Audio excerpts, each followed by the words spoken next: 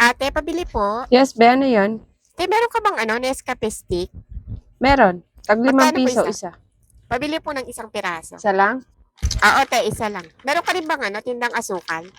Asukal? Oo, te, yung asukal na stick. Anong asukal na stick? Yung tagdos po na asukal, yung nakalagay sa Ay, plastic yung ng ice candy. Nakatingi? Wala akong ganun eh. Ano yung asukal na Ano meron lang, ka dyan, te? 1/4, ganyan. 1/4 ko yung wash 20. Wala ka nung tag 2 piso lang, te? Wala ako nung tagdos. Hindi ako nagre-repack, be. Kasi wala namang bumibiling ganun dito. Ikaw lang yung naghahanap. Ay, Oo, ganun 5 po piso ba? lang yan. Ito po yung bayad, te. Oh. Pwede naman yan. Black coffee mo na lang. Huwag mo nalagyan ng sugar. Pwede naman siya. Ay, ate, may itatanong pala ako sa'yo. Ano yun? Te, tatanong ko lang sana kung ano yung sikreto mo dito, te? Bakit parang napapansin ko kasi, Ha? ano sikreto mo? Napapansin ko kasi parang ang gaan ng Yung pamumuhay mo. sekreto ko? O, ano sikreto mo? Wala akong utang. Kaya magaan yung pamumuhay namin. Kasi wala akong ibang binabayaran na kundi yung mga bills lang namin. Kasi nakakabigat ng pamumuhay kapag yung may mga utang ka na binabayaran. Lalo na kapag may mga utang ka na hindi talaga nabayaran. Kasi kahit anong kayod mo sa buhay, kapag meron kang utang na tinakasan, wala. Parang ang bigat talaga ng pamumuhay niyo kapag ganun.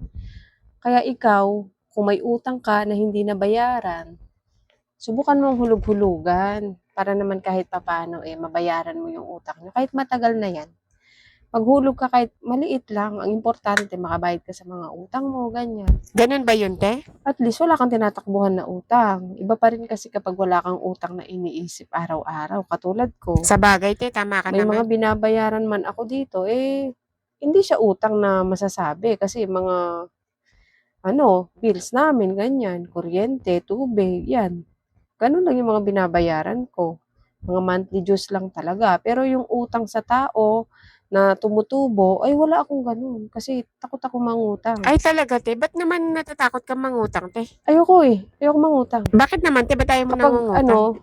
hindi. Ayoko talaga. Ewan ko. Siguro, walang gusto magpautang sa'yo, no? Kasi ayaw mo magbayad ng utang. Kaya takot Hindi. ka sa utang. Nagbabayad naman ako Marunong ako magbayad. Kaya nga takot ako mangutang Ayoko lang talaga na may iniisip ako na bayarin na buwan-buwan. Kung kaya ko naman pag-ipunan, pag-ipunan ko na lang muna bago ko bilhin yung bagay na gusto ko.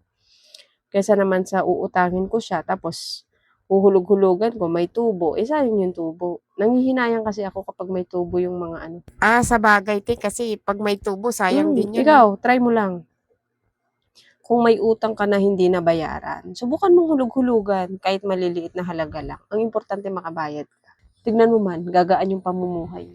Legit yan.